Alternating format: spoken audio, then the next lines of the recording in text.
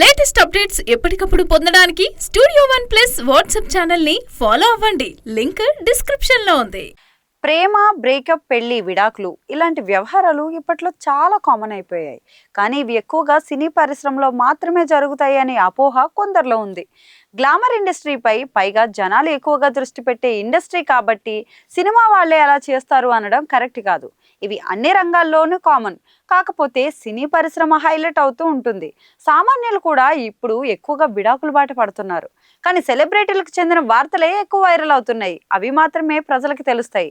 సరే, ఈ క్లాసులు పక్కన పెట్టేసి అసలు విషయానికి వచ్చేద్దాం. ఓ సీనియర్ నటుడు 60 ఏళ్ల వయసులో పెళ్లి చేసుకున్నాడు అని అతనిపై ఘోరమైన ట్రోలింగ్ అయితే జరిపారు నెటిజన్లు. అతను మరెవరో కాదు, ఆశిష్ విద్యార్థి. విలన్ గా, విలక్షణ నటుడుగా ఇతను ఫేమస్.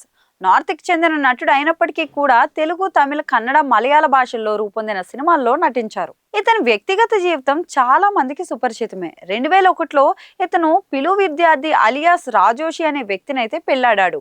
కొన్నాళ్ళు ఈ జంట బాగానే కలుసున్నారు, కానీ తర్వాత మనస్పర్ధలు రావడంతో విడిపోయారు. 2022లో వీళ్ళు అధికారికంగా విడాకులు తీసుకుని సెపరేట్ అయిపోవడం జరిగింది. ఆ తర్వాత వెంటనే అంటే 2023లో అస్సాంకు చెందిన ఫ్యాషన్ ఎంటర్ప్రైనర్ అయినటువంటి రూపాలి బారువాను కోల్కతా క్లబ్ లో రెండో పెళ్లి చేసుకున్నాడు ఆశిష్ విద్యార్థి. అప్పటికి అతని వయసు 60 ఏళ్లు, ఆమె వయసు 50 ఏళ్లు.